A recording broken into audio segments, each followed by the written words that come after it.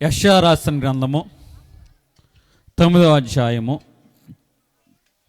2వ వచనం. చీకటిలో నడుచు జనులు గొప్ప వెలుగును చూచుచున్నారు. చాలు. ఈరోజు ఈ వాక్య భాగం గురించి మనం ధ్యానం చేసుకుందాము. చీకటిలో నడుచు జనులు గొప్ప వెలుగును చూచుచున్నారు. ఈ మాట వినినప్పుడు మనలో ఎవరో ఒకరు ఇలా అనుకోవచ్చు, ఇది నా గురించేనా?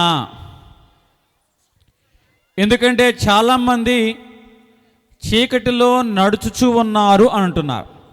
అంటే చీకటిలో నడవడం ఇంకా ఆగిపోలేదు, ముందుకు వెళుతూనే ఉన్నారు. ఆ దారి గురించి తెలియకుండానే అనేక మంది చీకటిలో ముందుకు వెళుతూ ఉన్నవారే ఉన్నారు. ఇంకా సులభంగా మనము మాట్లాడుకున్నట్లయితే కొంతమంది మనుషులు బస్సు ప్రయాణంతో ఒక ప్రదేశాన్ని సందర్శించాలని వెళుచూ ఉన్నారు. అలా వెళ్ళే క్రమంలో ఆ బస్సు మార్గం తప్పింది. చాలా వేగంగా బస్సు ముందుకు వెళ్ళిపోతూ ఉంది. అందరూ అనుకుంటున్నారు, ఈ బస్సు చక్కగా వేగంగా ఎక్కడా ఆగిపోకుండా వెళ్ళిపోతుంది, ఇక మన ప్రయాణం ఇబ్బంది లేదు అనుకుంటున్నారు. వేగంగా బస్సు నడిచినంత మాత్రాన అది సరి అయిన గమ్యానికి వెళుతున్నట్టు కాదు. ఆల్రెడీ ఆ బస్సు మార్గము అనేది తప్పిపోయింది. అలాగే మన జీవితంలో కూడా కొన్ని సందర్భాలు ఉంటాయి. అన్నీ అనుకూలంగా అనుకున్నవి అనుకున్నట్టుగానే మనం వెళుచూ ఉన్నట్టు అనిపిస్తుంది. అన్నీ సజావుగా సాగుతుంది కాబట్టి ఇది సరి అయినదే అని నీకు అనిపించవచ్చు. కానీ మనం నడిచేది చీకటి అని మనకు తెలియకుండానే చాలా సందర్భాల్లో మనము చీకటి గుండానే ప్రయాణం చేస్తూ ఉంటాం. అందుకే నేను ప్రారంభంలో చెప్పాను, ఈ కథ నా గురించేనా అని ఎవరికి వారు అనుకుంటూ ఉంటారు. ఇక్కడ జనులైన వారు చీకటిలో నడుచుచున్నవారుగా ఉన్నారు. చీకటిలో నడుచుచున్నవారు అని దైవ సేవకుడు చెప్తున్నాడు. ఈ మాట చుట్టూ ఉన్న వారికి అందరికంటారా, లేకపోతే ప్రత్యేకంగా నా గురించే చెప్తున్నాడంటారా అన్న ఆలోచన మీలోకి రావచ్చు. ఎందుకంటే ఒక సహోదరుడు తెల్లవారుజామున వేకుజామున తన కోసం పెట్టుకున్న అలారంతో నిద్ర లేస్తాడు. నిద్ర లేవగానే అతడు మోకరించి ప్రార్థన చేస్తాడు. అలా ప్రార్థనతో ప్రారంభమైన తన యొక్క జీవితాన్ని ఆ రోజు ముందుకు తీసుకువెళ్తాడు పని భారముతో. రాను రాను తన జీవితంలో పని ఎక్కువ అవడం వలన ఇక ప్రార్థన చేయకపోయినా ఏమీ కాదులే, పని భారం ఎక్కువైంది, అనుకున్నవి అనుకున్నట్టుగా జరుగుతున్నాయని అతడు ప్రార్థనను నిర్లక్ష్యం చేశాడు. ఆ నిర్లక్ష్యము ఒక రోజుతో ఆగిపోలేదు, వారం రోజులతో ఆగిపోలేదు, నెల రోజులతో ఆగిపోలేదు. ఆ నిర్లక్ష్యం అనేది తన జీవితంలో ఇంకా కొనసాగుతూనే ఉంది. కొన్ని దినాలైన తర్వాత తనకు తానుగా మాట్లాడుకుంటున్నాడు, ఎందుకో దేవుడు నా జీవితంలో మౌనంగా ఉన్నాడు. వాస్తవంగా ఇతని జీవితంలో దేవుడు మౌనంగా లేడు, దేవుడు మాట్లాడడానికే ప్రయత్నం చేస్తున్నాడు. అనేక సందర్భాల్లో దేవుడు అతన్ని పిలుస్తూ ఉంటే ఇతడే ఆ కాలుసును ఏం చేస్తున్నాడంటే కట్ చేస్తూ ఉన్నవాడుగా ఉన్నాడు. అంటే మన జీవితంలో చీకటిలో నడవడం అనేది ఒక్కసారితో ప్రారంభమవ్వదు. చిన్న చిన్న నిర్లక్ష్యాలతో ఈ యొక్క చీకటిలో నడవడం అనేది ప్రారంభమవుతుంది. ఈరోజు సభలో కూర్చున్న మీ అందరితో ఒక ప్రశ్న మిమ్మల్ని అడుగుతున్నాను. నిజముగా నిజాయితీగా మీరు సమాధానం చెప్పాలి. మీరు బయటికి బాగానే ఉన్నారు, కానీ నిజముగా మీ మనసులో శాంతి ఉందా? ప్రశ్న నాది, సమాధానం మీది. ఒంటరిగా ఉన్నప్పుడు, ఎవరు లేనప్పుడు నిజముగా మీ మనసు ప్రశాంతంగానే ఉందా? ఒంటరితనములో నీ మనసు ఎలాగుంది? ఈరోజు నేను అడుగుతున్న ప్రశ్న. ఎందుకంటే ప్రతి ఒక్కరి జీవితంలో కూడా గాయములు ఉన్నాయి, చెప్పుకోలేని బాధలు ఉన్నాయి. ఒక సహోదరుడికి చిన్న గాయమైంది. చిన్న గాయమే కదా అని బ్యాండేజ్ వేసిన వాడిగా ఉన్నాడు. కానీ చిన్న గాయమే, బ్యాండేజ్ వేసాం కదా అన్న చిన్న నిర్లక్ష్యం ఏం చేసిందంటే, పైకి మాయనిపోయినట్లుగానే కనబడుచు ఉన్నా కూడా లోపల ఆ గాయము ఇన్ఫెక్షన్గా మార్చబడింది. గాయం యొక్క తీవ్రత అనేది ఎక్కువైపోయింది. పైకి బాగానే ఉన్నట్టు అనిపిస్తుంది, కానీ గాయం యొక్క తీవ్రత లోపల ఎక్కువగా ఇన్ఫెక్షన్లోకి నడిపించిందిగా కనబడుతుంది. అలాగే మన జీవితాల్లో కూడా చిన్న చిన్న గాయములు పైకి బాగానే కనబడుచున్నాయి, కానీ లోపల ఎంతో లోతైన గాయాలు, మానని గాయాలుగా అవి మార్చివేశాయి. మనందరం ఒకటి నేర్చుకున్నాం, అందరి ముందు ఎలాగూ నవ్వాలి అని నేర్చుకున్నాం. అందరి ముందు మన బాధ కనబడుకోకుండా ఎలాగూ దాచుకోవాలని నేర్చుకున్నాం.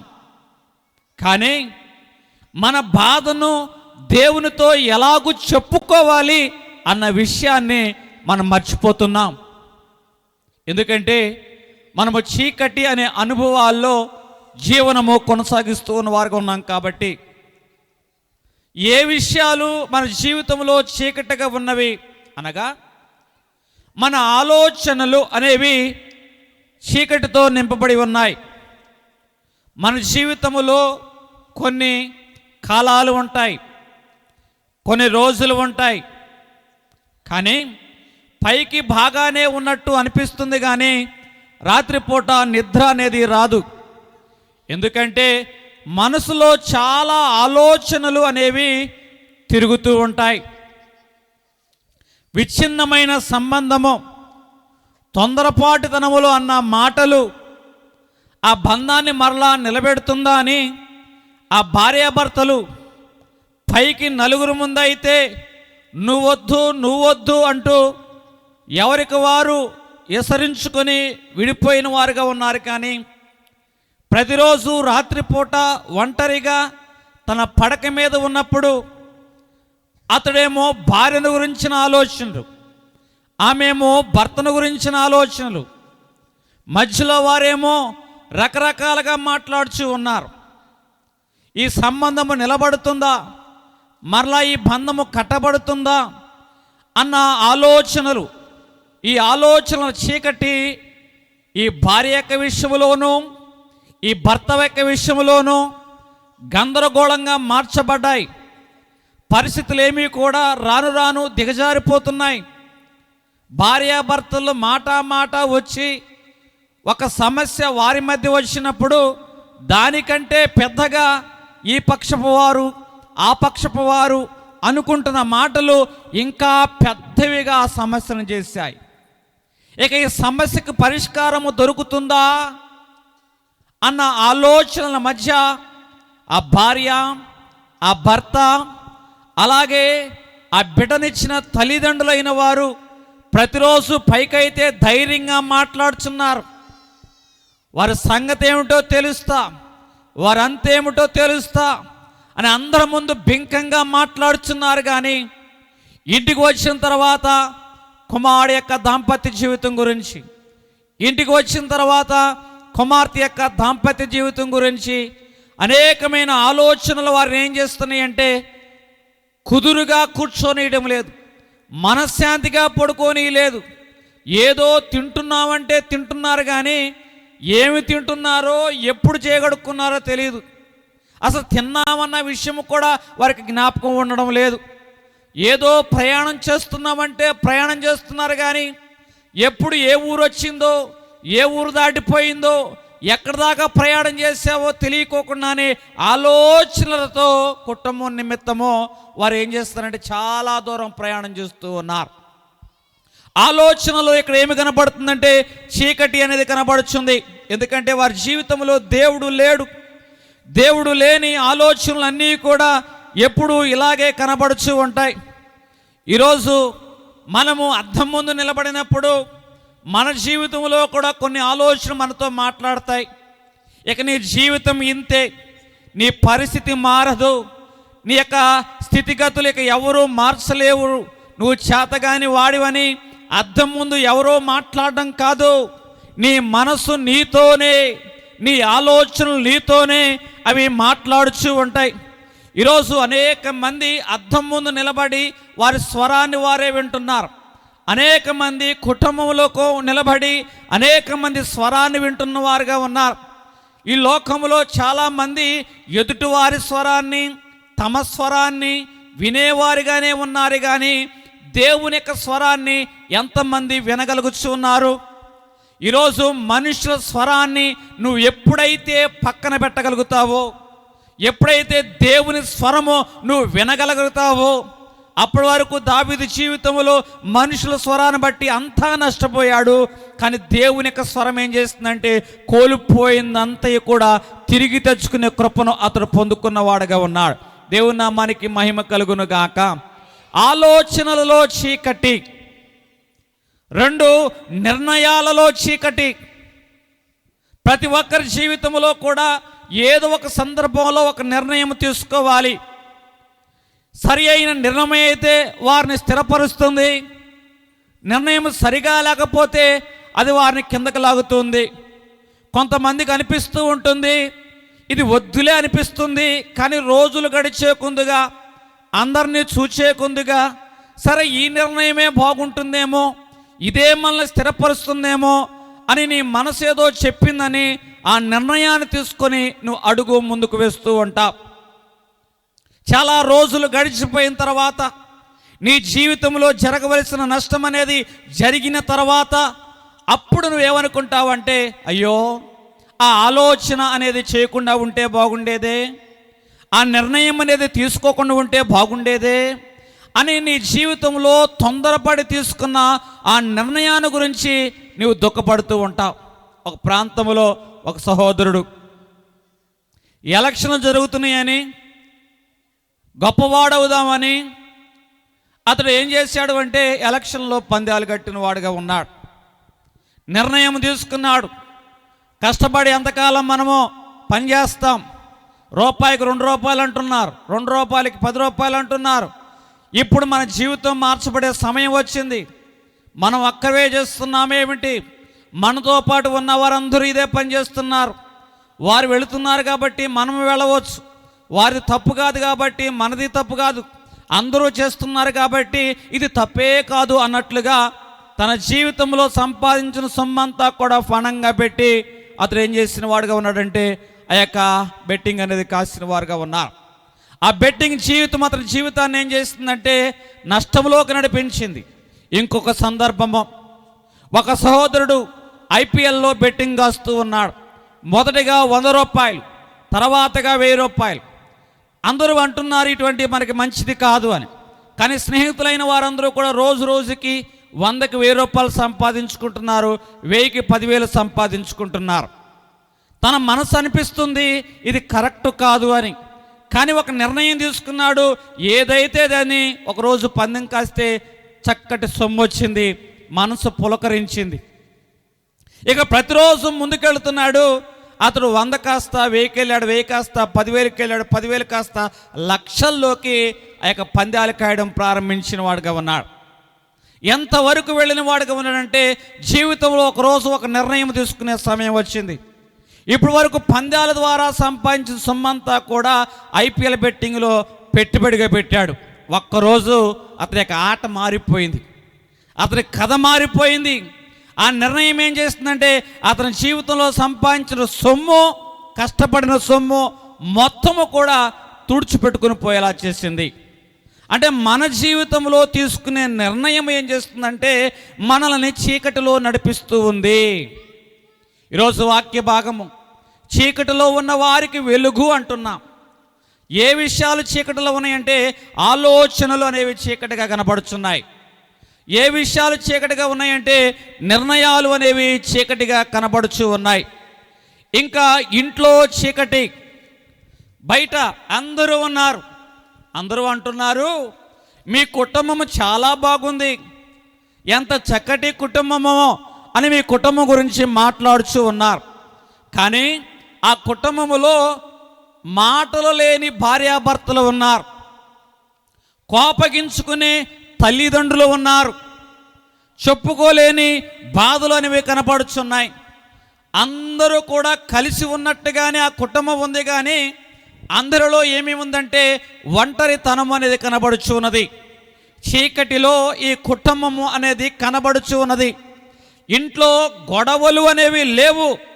అట్ ది సేమ్ టైం ఆ ఇంట్లో ఏమి లేదంటే శాంతి అనేది లేదు. ఆ ఇంట్లో పెద్ద పెద్ద టీవీలు ఉన్నాయి, పెద్ద ఫ్రిడ్జ్లు ఉన్నాయి, వైఫై కనెక్షన్లు ఉన్నాయి, ఎవరికి వారి సపరేట్ గది అనేది ఉన్నది. కానీ వారి మధ్య ఏమి లేదంటే మాటలు లేవు, సంభాషణలు లేవు, మౌనమేముంది. ఆ ఇంట్లో ఉన్న బిడ్డ, చిన్న బిడ్డ మాట్లాడుచున్న మాట, నా ఇంట్లో అందరూ ఉన్నారు, నా వెంట ఒక్కరూ లేరు. నా ఇంట్లో అందరూ ఉన్నారు, నా వెంట ఒక్కరూ లేరు. ఒంటరితనము ఆ బిడ్డను ఆ మాట మాట్లాడేలాగా చేసింది. చీకటి అంటే ఇంటిలో గొడవలు లేకపోవడం కాదు. చీకటి అంటే ఆ ఇంట్లో సంబంధం అనేది సరిగా లేకపోవడం.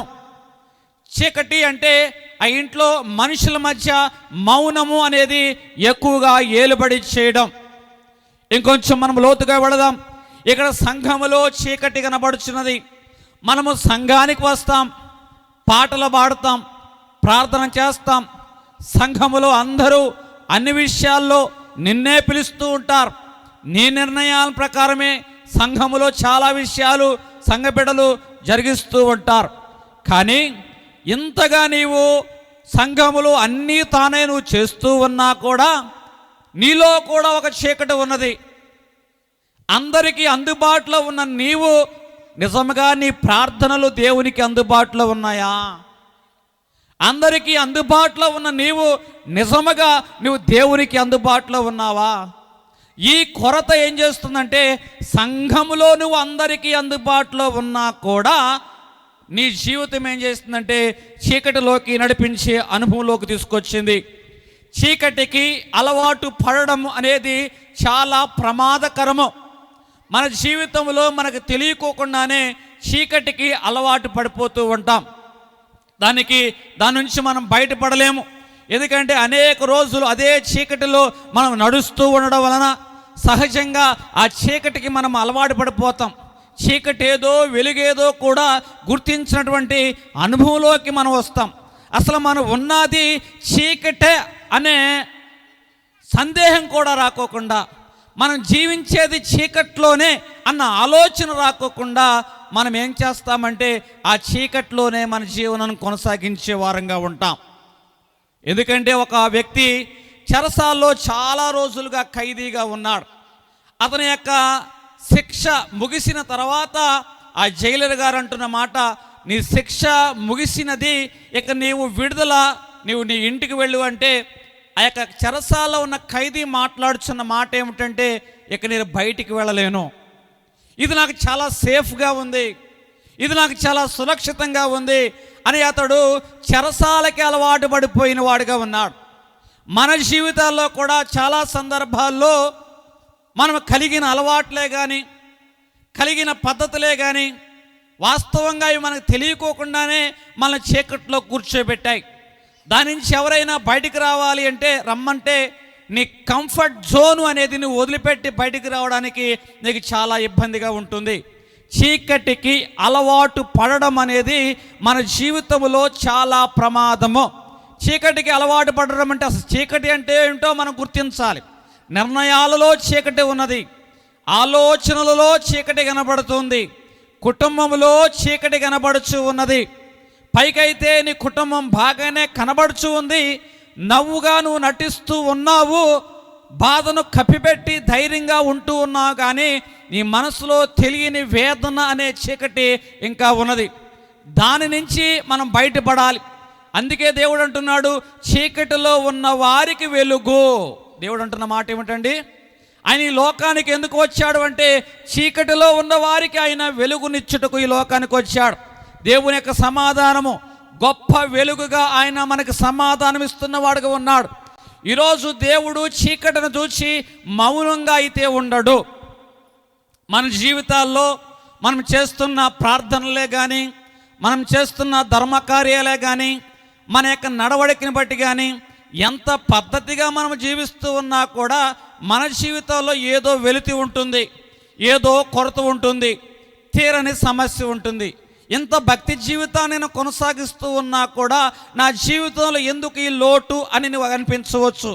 హన్నా జీవితాన్ని మనం పరిశీలించినప్పుడు ఆమె భక్తి జీవితాన్ని కలిగి ఉంది, కానీ ఆమె జీవితంలో గర్భఫలము లేదు.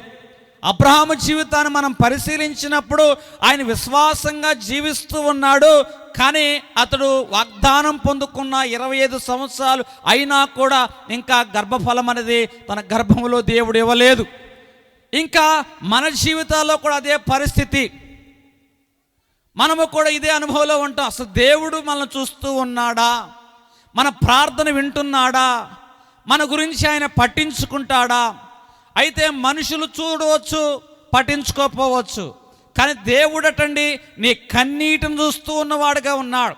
నీ మనసులోని బాధను ఆయన గ్రహిస్తూ ఉన్నవాడుగా ఉన్నాడు.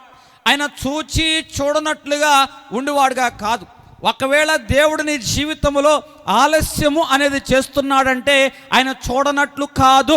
ఆయన ఆలస్యం చేస్తున్నాడు అంటే నీకు తెలియకోకుండానే నిన్ను మరింతగా సిద్ధపాటు చేస్తున్నాడని అర్థం. హల్లెలూయా.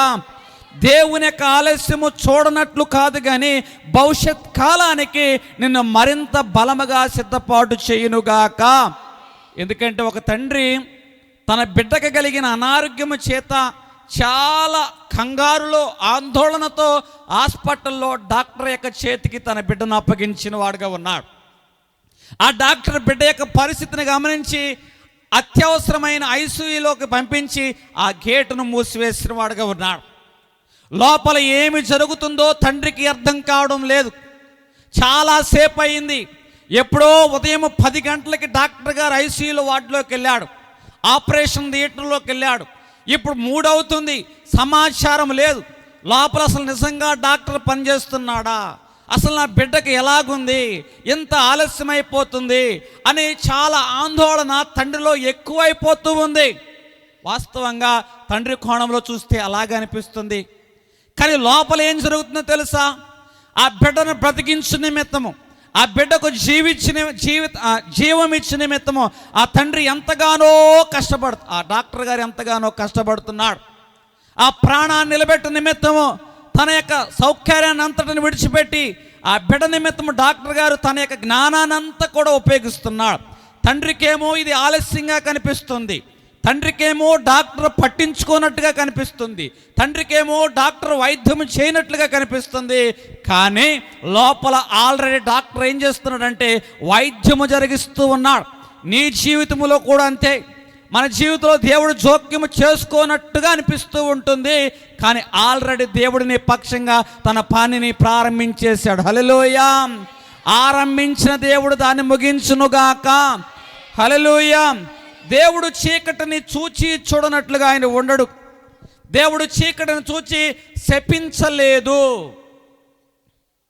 మన జీవితాల్లో కూడా ఏదో ఒక నష్టం జరుగుతుంది, వెంటనే మనమంటే పైకి నవ్వుతూ గిట్టని వారు ఉంటారు. వీళ్ళకి జరగవలసిందే జరిగింది, వీరికి ఇట్లాగే జరగాలి అని మన గురించి మాట్లాడుతూ ఉంటారు. ఇంకా మన గద్దించేవారు ఉంటారు. నేను వద్దనకుండా వెళ్ళావు, చెప్పితే వినకుండా వెళ్ళావు, కాబట్టి ఇది నీకు జరగాల్సిందే, ఎట్లా నీకు బుద్ధి రావలసిందే అని గద్దించేవారు మాట్లాడుచూ ఉంటారు. అయితే దేవుడు మన పరిస్థితిని చూసి మనల్ని నిందించడానికి మన దగ్గరికి అయితే రాడు. మన పరిస్థితిని చూసి మనల్ని శపించడానికి మన యొద్దకు రాడు. ఎందుకంటే ఈరోజు నీ జీవితంలో ఈ తప్పిదములోకి వెళ్ళావు అంటే నీ అంతగా నీవుగా ఆ పరిస్థితిలోకి వెళ్ళా. ఆ రోజు అక్కడున్న పరిస్థితే కానీ, అవసరతే కానీ, నీకున్న ఇబ్బందే కానీ, ఆ పరిస్థితులన్నీ ఏం చేసినాయంటే అందులోకి అడుగు పెట్టేటట్లుగా నిన్ను తొందరపాటు చేసాయి. నీ అంతగా నీవుగా వెళ్ళినది కాదు. ఇక్కడ నేను చెప్తున్న మాట ఏమిటంటే, ఆయన మనుషులైన వారేమో మనల్ని నిందిస్తారు, కానీ దేవుడేమో నీ పరిస్థితిని చూస్తున్నాడు, నిన్ను అర్థం చేసుకుంటున్న వాడుగా ఉన్నాడు. అర్థం చేసుకున్న దేవుడు నీ యొద్దకు నా యొద్దకు న్యాయాధిపతిగా రాలేదు. న్యాయాధిపతిగా వచ్చినట్లయితే నువ్వు చేసినది తప్పు, దీనికి తీర్పు ఇది, దీనికి శిక్ష ఇది అని ఆయన చెప్పేవాడు. ఆయన న్యాయాధిపతిగా అయితే నీ యొద్దకు రాలేదు, కానీ నిన్ను అర్థం చేసుకొని ఆయన నీతో పాటు ఉండడానికి వచ్చాడు, నీకు సహకారిగా ఉండడానికి వచ్చాడు. నమ్మిన వారు బలముగా చప్పట్లు కొడదాం. హల్లెలూయా, హల్లెలూయా. ఎందుకంటే ఇక్కడ ఒక తండ్రి ఉన్నాడు, బిడ్డకి నడక నేర్పిస్తూ ఉన్నాడు. నేను ఎంతసేపు పట్టుకోను బిడ్డే నడవాలని ఆ తండ్రి తన చేతిని వదిలిపెట్టాడు. ఆ కుమారుడు నడుచుకుంటూ కింద పడ్డాడు. కింద పడిన తర్వాత ఏడుస్తూ ఉన్నాడు. తండ్రి ప్రేమించాడు కాబట్టి బిడ్డ దగ్గరికి వచ్చి అంటాడు, ఎంతకాలం నేను పట్టుకోను, ఎంతకాలం నేను నడిపించను, ఇదిగో చూసావా అని తండ్రి ఆ బిడ్డను చూసి అనడు. వెంటనే ఆ తండ్రి బిడ్డను ప్రేమించాడు కాబట్టి గాయాన్ని చూశాడు, గాయాన్ని కట్టాడు, మరలా నిలబెట్టాడు. మరలా బిడ్డను ఏం చేస్తున్నాడంటే నడిపిస్తూ ఉన్నవాడుగా ఉన్నాడు. తండ్రి యొక్క ఉద్దేశం ఏమిటంటే గాయాన్ని చూసి బిడ్డను హేళన చేయాలని కాదు, గాయాన్ని బట్టి బిడ్డను చులకనగా మాట్లాడాలని కాదు. తండ్రి యొక్క ఉద్దేశం ఏమిటంటే గాయాన్ని చూచి కట్టి మరలా బిడ్డను గాయమున్నా కూడా నడిపించాలని, నిలబెట్టాలని. ఈరోజు దేవుడు కూడా అదే ఉద్దేశం మన పట్ల కలిగిన వాడుగా ఉన్నాడు. మనుషులు నీ గాయాన్ని చూచి చులకనగా మాట్లాడతారు, నీ పరిస్థితులను చూచి హేళనగా మాట్లాడతారు, కానీ ఆయన అయితే న్యాయాధిపతిగా మాత్రం మన దగ్గరికి రాలేదు. మనల్ని ప్రేమించే కన్న తండ్రిగా మన యొద్దకు వచ్చిన వాడుగా ఉన్నాడు. హల్లెలూయా. ఆయన చీకటిని చూచి శపించలేదు. ఏం చేశాడు మరి? ఆయన వెలుగును ఆయన పంపించిన వాడుగా ఉన్నాడు. ఈరోజు ఆయనను తన కుమారుని మన యొద్దకు పంపించిన వాడుగా ఉన్నాడు. మనతో పాటు ఆయన నడిచిన వాడుగా ఉన్నాడు, మనతో పాటు ఆయన జీవించిన వాడుగా ఉన్నాడు. మన యావత్ బాధలో ఆయన బాధ నొందిన వాడుగా కనబడుచు ఉన్నాడు. ఇంకా మన నిమిత్తం ఆయన ప్రాణం అనేది పెట్టిన వాడుగా కనబడుచున్నాడు. చీకటిలో ఉన్న మనల్ని చూచి తన కుమారుని ఇక్కడికి వెలుగుగా ఆయన పంపించిన వాడుగా ఉన్నా. ఎందుకంటే దూరంగా చూచి అయ్యో నా బిడ్డలు నశించిపోతున్నారే అనడం లేదు. కొంతమంది మనుషులు కనపడుతూ ఉంటారు. నీ జీవితంలో ఏదైనా నష్టం వచ్చిందంటే పరామర్శలో వారు పైచాచికమైన ఆనందం పొందుతూ ఉంటారు. అయ్యో పాపం నీకు ఎట్లా జరిగిందా అని రాగం తీస్తూ ఉంటారు. ఆ రాగంలో ఉంది కొండంత ద్వేషం, కొండంత అసూయ. ఇప్పుడు చాలామంది దూరంగా గట్టి మీద నిలబడి అయ్యో పాపమని మాట్లాడుతూ ఉంటారు. కానీ తండ్రి అయిన దేవుడు తన బిడలైన వారు నశించిపోతూ ఉన్నప్పుడు అయ్యో పాపమని దూరంగా ఉండి మాట్లాడడం లేదు, కానీ తన బిడ్డనే స్వయముగా ఈ లోకానికి వెలుగుగా మన యొద్దకు ఆయన పంపించిన వాడుగా ఉన్నాడు. ఒక వ్యక్తి అనుకోకుండా నీటిలో పడిపోయాడు. ప్రాణాన్ని కాపాడుకోవడానికి చాలా ప్రయత్నాలు చేస్తూ ఉన్నాడు. గట్టి మీద ఉన్న వ్యక్తి అంటున్నాడు, ఈ చెయ్య పైకి లేపు, ఈ చెయ్య పైకి లేపు, మరలా కిందకు దించు, కాళ్ళు రెండు ఆడించు, అట్లా ఈత నేర్చుకో, నీ అంత నీవే బయటికి రావాలని గట్టి మీద ఉన్న వ్యక్తి మాట్లాడుచున్నాడు. అది మొదటిసారి తన జీవితంలో ఈత అంటే ఏమిటో తెలియదు. ఎప్పుడు ఈత నేర్చుకోవాలి, ఎప్పుడు తన ప్రాణాన్ని కాపాడుకోవాలి, ఎప్పుడు ఒడ్డుకు రావాలి, ఇదంతా గమనిస్తూ ఉన్న ఇంకొక వ్యక్తి వెంటనే ఏమాత్రమో మొదటి వ్యక్తిలాగా సలహాలు సూచనలు ఇవ్వడం లేదు. తెగించి దూకిన వాడుగా ఉన్నాడు, ఈత కొట్టిన వాడుగా ఉన్నాడు. తనతో పాటు మునిగిపోతున్న ఆ వ్యక్తిని ఏం చేశారంటే ఒడ్డులోకి నడిపించిన వాడుగా ఉన్నాడు. 2025 సంవత్సరాల క్రితము తండ్రి అయిన దేవుడు చేసినది ఇదే. మనము నశించిపోతూ ఉన్నామని చెప్పి ఈ లోకమనే సముద్రంలో మనం మునిగిపోతున్నామని చెప్పి ఆయన తన దక్షిణ హస్తాన్ని మనకు తోడుగా ఉంచడానికి, ఆయన ఆపత్కాలంలో ఉన్న వారందరికీ ఆశ్రయముగా ఉంచడానికి మనుష్య కుమారుడుగా యేసుక్రీస్తు ప్రభువారిని ఒక వెలుగుగా ఈ లోకానికి ఆయన పంపినవాడుగా ఉన్నాడు. హల్లెలూయా. ఇక్కడ యెషయా ప్రవక్త మాట్లాడుచున్నాడు, ఆయన గొప్ప వెలుగును ఈ లోకానికి పంపించిన వాడుగా ఉన్నాడని. ఆయన చిన్న వెలుగు అని చెప్పడం లేదు, ప్రత్యేకంగా గొప్ప వెలుగు అని మాట్లాడుచు ఉన్నాడు. ఈరోజు నీ జీవితంలో ఒక గొప్ప వెలుగు. మన చీకటి ఎంత పెద్దదైనా సరే, నీ మనసులో ఉన్న గాయం యొక్క తీవ్రత ఎంత పెద్దదైనా సరే, ఆయన వెలుగు కన్నా అది ఏమీ గొప్పది కాదు. ఈ లోకంలో నువ్వు అనుభవిస్తున్న చీకటి కన్నా ఆ వెలుగు చాలా గొప్పది. అందుకే ప్రవక్త మాట్లాడుచున్నాడు, చిన్న వెలుగు అనడం లేదు కానీ గొప్ప వెలుగు అంటున్నాడు. ఎవరైతే ఈ వెలుగుని కలిగిన వారుగా ఉంటారో వారి జీవితంలో తాత్కాలికమైన ఉపశమనం రాదు. ఎవరైతే ఈ వెలుగుని కలిగిన వారుగా ఉంటారో ఈ వెలుగు వారి జీవితంలో శాశ్వతమైన ఉపశమనం కలిగిస్తుంది. పూర్తి స్థాయి రక్షణ వారు పొందుకుంటారు, పూర్తి స్థాయి శాంతిని వారు పొందుకుంటారు, పూర్తి స్థాయి సమాధానాన్ని వారు పొందుకుంటూ ఉంటారు. దేవుడు అంటున్నాడు, ఇదిగో నా గిన్నె నిండి పొంగి పొర్లుచు ఉన్నది. దేవుడు అతన్ని ఆశీర్వదించాడు. ఆశీర్వదించినప్పుడు ఆ గిన్నె సగంగా లేదు, ఆ గిన్నె వెలుతుగా లేదు, ఆ గిన్నె నిండింది, ఆ గిన్నె పొంగింది, ఆ గిన్నె పారుచు కనపడుచుంది. అలాగే దేవుని యొక్క వెలుగు మన జీవితాన్ని తాకినప్పుడు తాత్కాలికమైన ఉపశమనము కాదు కానీ శాశ్వత కాల పూర్తి స్థాయి రక్షణ దేవుడు మనకి అనుగ్రహించునుగాక. ఎందుకంటే మనం అనుకోకుండా ప్రయాణం అవుతున్నప్పుడు ఏదో చిన్న యాక్సిడెంట్ జరుగుతుంది. యాక్సిడెంట్ జరిగినప్పుడు ఏం జరుగుతుందంటే చిన్న గాయం అనేది అయింది ఎముకల్లో. పైకి బాగానే ఉంది కదా అని నొప్పుల బిళ్ళ తీసుకొని ఆ యొక్క మెడిసిన్ వాడుతున్నాం. మెడిసిన్ వాడుతూ ఉన్నా కూడా ట్యాబ్లెట్ అనేది వేసుకున్నప్పుడు మాత్రమే నొప్పి కంట్రోల్గా ఉంటుంది, కానీ ట్యాబ్లెట్ తర్వాత ఆ నొప్పిని ఇంకా బాధిస్తూ ఉండొచ్చు. ఏమిటి పరిష్కారం? ట్యాబ్లెట్ అనేది నీ జీవితంలో నువ్వు కలిగిన ఆ ఎముక ఫ్రాక్చర్ అయింది. ఎముక ఫ్రాక్చర్ అయినప్పుడు ట్యాబ్లెట్ నొప్పికి తాత్కాలికమైన ఉపశమనం మాత్రమే. శాశ్వతమైన ఉపశమనం కావాలంటే దానికి సర్జరీ అనేది జరగాలి. డాక్టర్ గారు దాన్ని గమనించారు. మెడిసిన్ ద్వారా ఇతనికి ఉపశమనం వస్తుంది, కానీ సర్జరీ ఏం చేస్తుందంటే పూర్తి స్థాయిలో ఇతనికి రక్షణ ఇస్తుంది, స్వస్థత ఇస్తుంది అని డాక్టర్ గారు గమనించి ఏం చేశాడంటే సర్జరీ చేశాడు. 3 నెలల తర్వాత అతడు సహజంగా నడవడం ప్రారంభించాడు. అలాగే మన జీవితంలో కూడా దేవుడు మన సమస్యలను తగ్గించడమో కాదంటండి, ఆ సమస్యకు ఏదైతే మూలంగా ఉందో ఆ మూలమైన దాన్ని యేసు నామములో పెరికివేయునుగాక. హల్లెలూయా, హల్లెలూయా. ఆయన సమస్యను చూడండి, సమస్య యొక్క మూలాన్ని ఆయన ఏం చేస్తాడంటే పెరికివేస్తాడు. గొప్ప వెలుగు అని ఇక్కడ యెషయా గ్రంథకర్త మాట్లాడుచు ఉన్నవాడుగా ఉన్నాడు. ఈ గొప్ప వెలుగు ఆలోచన కాదు. మన జీవితంలో ఒక మనిషి వచ్చాడు, ఆ మనిషి యొక్క ఆలోచనను మాట్లాడతా. వెలుగు అంటే ఆలోచన కాదు. ఎందుకంటే నీ జీవితంలో ఏదో దుఃఖంలో ఉన్నావు, ఏదో మనసు గాయపడిన అనుభవంలో ఉన్నావు. ఆ పరిస్థితుల్లో ఎవరో వచ్చారు, వారు అంటున్నారు బాధపడబాకు, మేమందరం మీకున్నాం, ధైర్యంగా ఉండు అని వారు మాట్లాడుచూ ఉన్నారు. వారు ఉన్నంతసేపు నీకు ధైర్యంగానే ఉంది, కానీ వారు వెళ్ళిపోయిన తర్వాత ఏదో తెలియని ఒక వెలితి అనేది కనబడుచు ఉన్నది. ఆ తండ్రి ఆ బిడ్డను గమనించాడు. ఇదిగో మనుషుల యొక్క మాటలు బట్టి తాత్కాలికంగా ధైర్యం అయితే పొందుతున్నాడు, కానీ రాత్రి వేళ అతనిలో తెలియని వేదన కనబడుతుంది, తెలియని భయం కనబడుతుంది.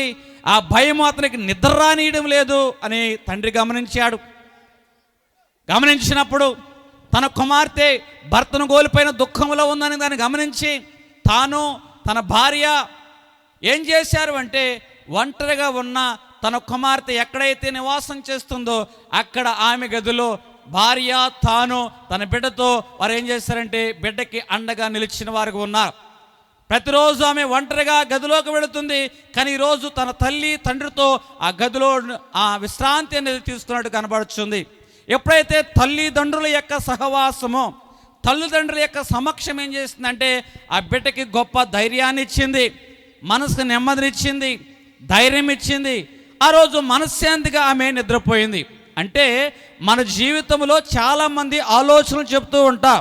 ఆ కాసేపు మనకి నెమ్మదిగా అనిపించవచ్చు, కానీ రాత్రి వేళ మంచం వరకు ఒంటరిగా వెళ్ళినప్పుడు ఆలోచన నీలో ఉన్న దుఃఖాన్ని తీసివేయదు, నీలో ఉన్న భయాన్ని తీసివేయదు.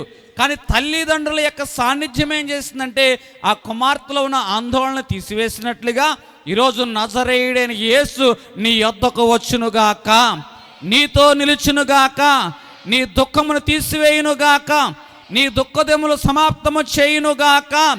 హల్లెలూయా. ఇక్కడ వెలుగును గురించి మనము మాట్లాడుకుంటున్నాం. వెలుగు అనగా ఇది ఆలోచన కాదు, గొప్ప వెలుగు. ఏమిటి వెలుగు? ఇది మత ఆచారము కాదు. చాలా మతాలు అలా నడవాలి, ఇలా నడవాలి, ఇలాగ జీవించాలి అని వారు చెబుతూ ఉంటారు. వారు చెప్పడం వరకే కానీ మనల్ని ఆ మార్గంలోకి ఆ మాటలు నడిపించలేవు. కానీ ఇక్కడ యేసుక్రీస్తు ప్రభువారు ఎలాగూ మాట్లాడాలి, ఎలాగూ జీవించాలి, శత్రువులను ఎలాగూ ప్రేమించాలి, తనకు ద్రోహం చేసిన వారిని ఎలాగూ సిలువలో క్షమించాలి, అవన్నీ కూడా తానే స్వయముగా వచ్చి మనుషులకు ఒక మార్గదర్శకంగా చూపిన వాడుగా కనబడుతున్నాడు. వెలుగు అనగా ఇది మత ఆచారము కాదు. వెలుగు అనగా ఆయనే స్వయముగా వచ్చి మనతో పాటు జీవించి మనలాగే ఆయన ప్రాణం పెట్టి మనలాగే ఆయన ఎలాగైతే స్వచ్ఛముగా పరిశుద్ధంగా ఉండాలి అని మనందరికీ ఆయన బోధించినవాడు. అందుకే ఆయన మార్గమై ఉన్నాడు. హల్లెలూయా. ఆయన సత్యమై ఉన్నాడు. హల్లెలూయా. ఇక్కడ ఒక గొప్ప వెలుగు కనబడుచున్నది. ఈ వెలుగు ఎవరు అంటే యేసుక్రీస్తు ప్రభువారై ఉన్నారు. ఈరోజు నీ జీవితంలో నేను చెబుతున్న మాట ఏమిటంటే ఆయన దూరంగా నిలబడలేదు, పైనుంచి సూచనలు అనేవి చెప్పడం లేదు. ఆయన స్వయముగా ఆ యొక్క బెత్లెహేములో పశువుల పాకలోకి వచ్చిన వాడుగా ఉన్నాడు. ఆయన స్వయముగా ఒక పేదవాడిగా వడ్రంగి వారి ఇంటిలో పెరిగిన వాడిగా ఉన్నాడు. స్వయముగా 30 సంవత్సరాలు ఒక ఇంటిలో ఒక కొడుకు యొక్క బాధ్యతను ఆయన నెరవేర్చిన వాడుగా ఉన్నాడు. తర్వాత తండ్రి యొక్క చిత్తమును జరిగించడానికి ఆయన ముందుకు వెళ్ళిన వాడిగా ఉన్నాడు. ఇక్కడ నేను చెప్తున్నా, ఆయన దూరంగా నిలబడలేదు, సూచనలు ఇవ్వలేదు, సలహాలు ఇవ్వలేదు. తాను నడిచి ఇతరులను ఎలాగూ నడవాలో అని తాను నడిచి ఇతరులకి ఆయన ఏం చేశారంటే మార్గాన్ని ఏర్పాటు చేసిన వాడుగా కనబడుచున్నాడు. ఇక్కడ డాక్టర్ గారు ఉన్నారు. ఈ డాక్టర్ గారు ఆ యొక్క ఐసీ వార్డులో పేషెంట్ ఉన్నారు. ఐసీ వార్డులో పేషెంట్ ఉంటే వెంటనే డాక్టర్ ఏం చేస్తారంటే పేషెంట్ ఉన్న ఐసీ వార్డులోకి వెళుతూ ఉంటాడు, అక్కడ వైద్యం చేస్తూ ఉంటాడు. అంటే ఎక్కడ పేషెంట్ ఉన్నాడో పేషెంట్ ఉన్న చోటకే డాక్టర్ వెళ్ళి ఏం చేస్తున్నాడు? వైద్యం చేస్తున్నాడు. ఈరోజు నేను చెప్పే వెలుగు కూడా అలాంటిదే. ఎవరైతే చీకటిలో ఉన్నవారుగా ఉన్నారో, ఎవరైతే నశించిపోతున్నవారుగా ఉన్నారో, యేసు నీ యొద్దకే వచ్చునుగాక, నిన్ను దర్శించునుగాక, నీ పరిస్థితిని మార్చునుగాక, నువ్వు పడి ఉన్న స్థితి నుంచి లేవనెత్తునుగాక. హల్లెలూయా. ఇక్కడ చివరిగా ఒక మాట చెప్పి నేను ముగించేస్తాను. ఇక్కడ ఒక కుటుంబం కనబడుచుంది. అందరూ నా వాళ్ళే అని అనుకునే కుటుంబము. కానీ అదే కుటుంబం చెబుతున్న మాట ఏమిటంటే నా వాళ్ళే నన్ను గాయపరిచారు. ఇక్కడ ఒక తండ్రి కనబడుచు ఉన్నాడు. ఈ తండ్రి అందరి కోసం పనిచేస్తూ ఉన్నాడు. అందరి కోసం ఆయన అలసిపోచు ఉన్నవాడుగా ఉన్నాడు. మాటల ద్వారా ఆయన గాయమైపోయిన వాడుగా ఉన్నాడు. మనసులో ఆ గాయాల్ని దాచుకొని మౌనంగా ఆ రాత్రులు ఆ తండ్రి గడుపుచు ఉన్నవాడుగా ఉన్నాడు. ఇక్కడ ఒక భార్య కనబడుచు ఉన్నది.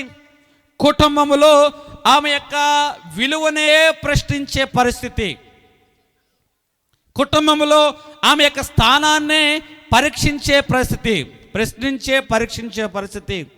అయినా సరే కన్నీళ్లతో ఆమె ఆ కన్నీళ్ళన్నీ మింగుకుంటూ తన జీవనాన్ని గడుపుతూ ఉంది. ఇక్కడ ఇంకొక భర్త కనబడుచు ఉన్నాడు. ఈమె సమాజంలో బంధువులు అంటున్న మాటలు బట్టి తన్ని అగౌరవపరిచిన వారుగా ఉన్నారు, గౌరవం అనేది లేకుండా చేసిన వారుగా ఉన్నారు. అయినా సరే మనసులో ఎంత బాధగా ఉన్నా భార్య ముందు బలముగా ధైర్యముగా ఉండడానికి ఆ భర్త ఎంతో నలిగిపోచు ఉన్నవాడుగా కనబడుచున్నాడు. ఇక్కడ ఒక సహోదరుడు కనబడుచున్నాడు. ఏమిటి సహోదరుడు?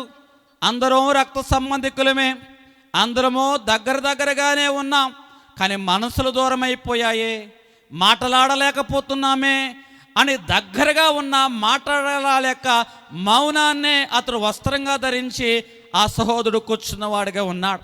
ఇక్కడ ఒక తల్లి కనబడుచుంది.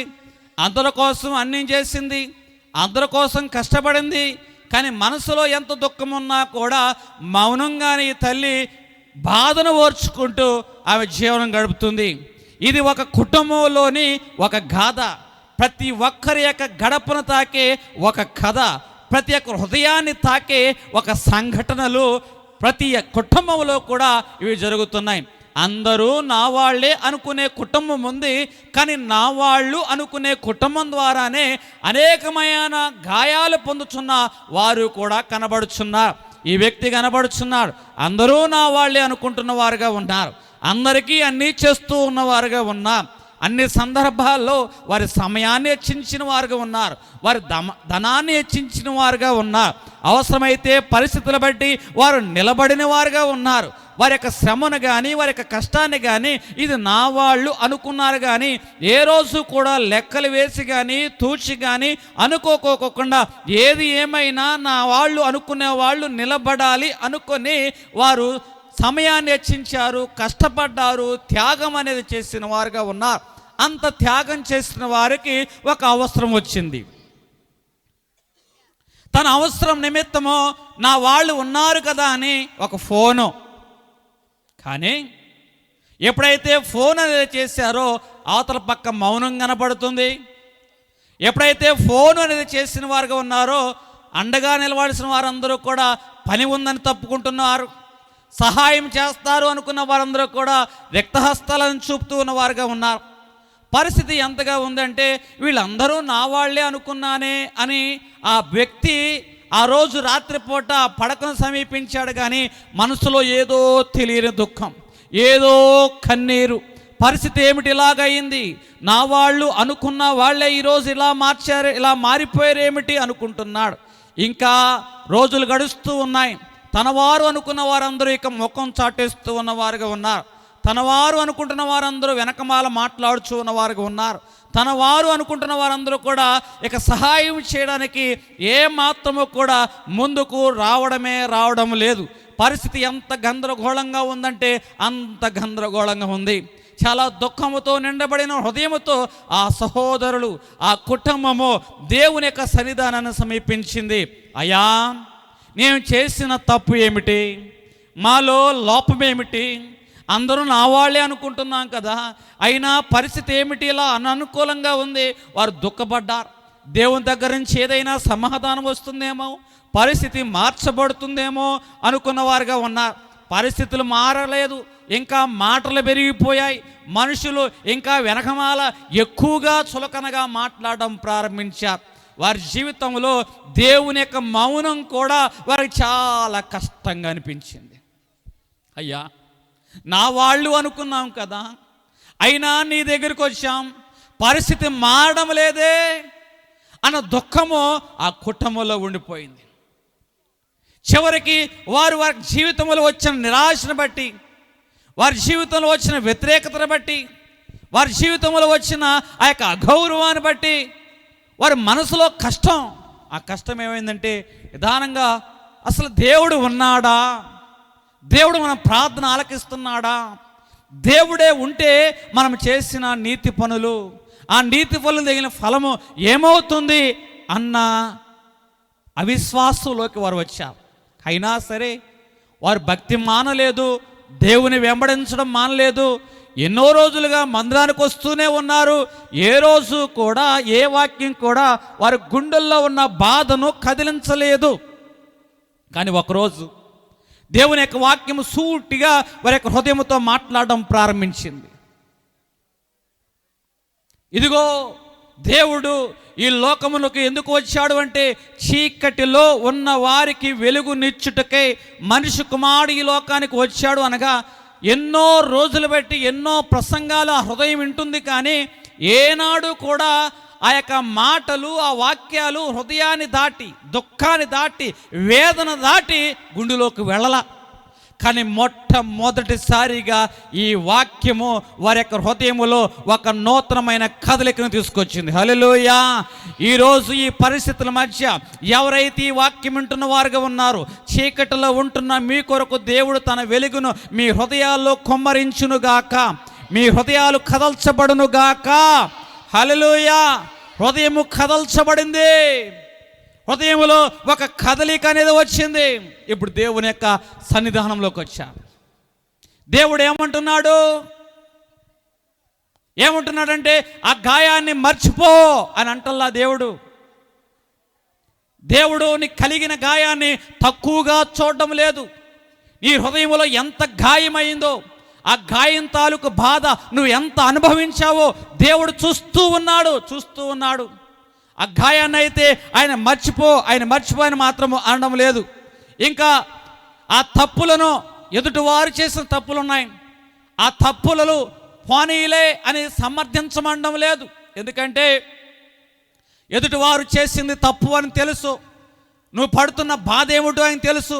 అందువలన ఎదుటివారు చేసిన తప్పులను ఇక పోనీలే అని ఆయన సమర్థించడం లేదు. మొదటగా నేను చెప్తున్నా, నీ యొక్క హృదయము కదిలించబడింది, దేవుని దగ్గరకు వచ్చావు. ఆయన ఏమంటున్నాడంటే నీ గాయాన్ని మర్చిపోమంటం లేదు. ఆయన ఏమంటున్నాడంటే ఎదుటివారు చేసిన తప్పుల్ని సమర్థించు అని అనడం లేదు. ఇంకా ఆయన ఏమంటున్నాడంటే అయ్యా ఈ బాధని నేను ఎట్లా మర్చిపోమంటావు, అన్యాయం కదా, అయినా సరే వదిలేయమంటావా? అయితే దేవుడు అంటున్న మాట ఏమిటంటే అది అన్యాయం అని దేవునికి తెలుసు, న్యాయం జరిగించమని అడుగుతున్నామని తెలుసు. మరి అన్యాయమైన ఎట్లా వదలమంటావా అని అనవచ్చు. కానీ దేవుడు అంటున్నాడు న్యాయం తీర్చే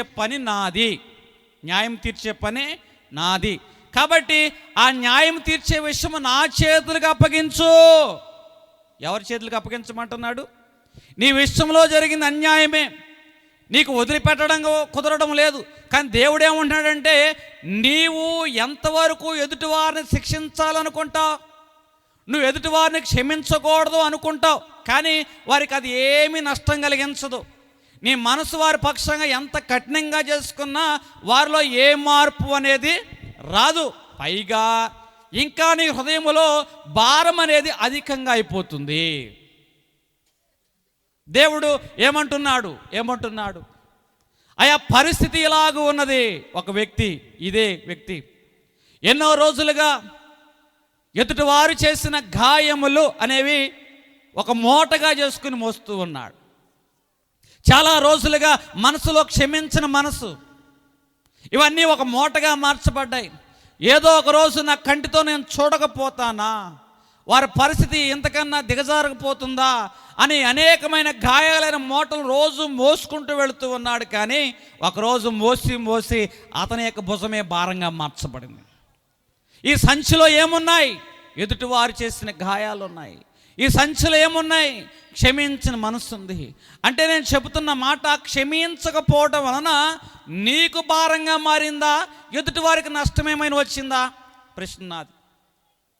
నువ్వు క్షమించకపోవడం వల్ల నీకేమైనా ప్రయోజనం వచ్చిందా, అది నీకు భారంగా మారిందా? అందుకే దేవుడు నీతో సూటిగా మాట్లాడుచున్న వాడుగా ఉన్నాడు.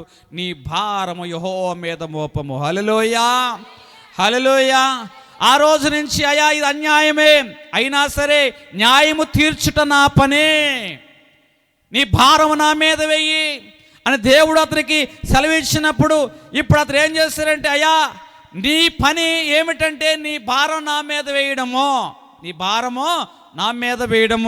కాబట్టి వాళ్ళను నా చేతుల్లో పెట్టు, నీ హృదయాన్ని ఆ బందీఖానాలో నుంచి విడుదలకు నడిపించు అని ఆ యొక్క దేవుడు సెలవిచ్చిన వాడుగా ఉన్నాడు. అయితే ఆ రోజు చాలా భారమైన హృదయం ఉంది, కానీ మనసులో మాత్రం క్షమాపణ అయితే రావడం వల్ల అప్పుడు ఆ వ్యక్తి దేవుని మందిరంలోకి వచ్చాడు. అయ్యా చాలా విషయాలైతే విన్నా నేను, ఇది నేను మోస్తూ ఉంటే నాకు భారంగానే ఉంటుంది, కానీ ఎదుటి వారికి ఏమీ కలగదని చెప్పావు. ఇదిగో ప్రభువా, నేను అనేక దినాలుగా ఆ మనుషుల్ని సమర్థించకూడదు అనుకుంటున్నాను. అనేక దినాలుగా ఇక నాయన వారు చేసిందంతా మర్చిపోకూడదు అనుకుంటున్నా, కానీ అది నాకు భారంగా మార్చబడింది. కానీ నూతనంగా నీ మాటను బట్టి ఒక ప్రయత్నం చేస్తా. వారిని అయితే క్షమించడం నా వల్ల కాదు, క్షమించే శక్తి అయితే నాలో లేదు, కానీ క్షమించే శక్తి నాకు దయచే ప్రభువా అని ఆ రోజు నూతనంగా దేవుని యొక్క సన్నిధానంలో అడగడం ప్రారంభించాడు. ఆ ఒక్క మాట అతని జీవితంలో నూతనమైన మార్పుకి ఒక తొలి అడుగుగా దేవుడు చేసిన వాడుగా ఉన్నాడు. హల్లెలూయా! అదే గొప్ప వెలుగు అతని యొక్క జీవితంలో తను మోస్తున్న భారం నుంచి గొప్ప విడుదల కలిగించింది. యేసు నామములో ఈరోజు ఎవరైతే ఏ భారం మోయిచున్న వారుగా ఉన్నారో దేవుని యొక్క వెలుగు మీ భారముల నుంచి మీకు విడుదల కలిగించునుగాక. చీకటిలో ఉన్న వారికి వస్తున్న ఆశ్చర్యకరమైన వెలుగు ఇది. ఎవరైతే ఈ వెలుగును సమీపించేవారుగా ఉంటారో ఆ వెలుగు వారికి సంపూర్ణమైన రక్షణ ఇచ్చునుగాక, సంపూర్ణమైన శాంతి ఇచ్చునుగాక, సంపూర్ణమైన సమాధానం ఇచ్చునుగాక. దేవుడు కొద్ది మాటలు మనం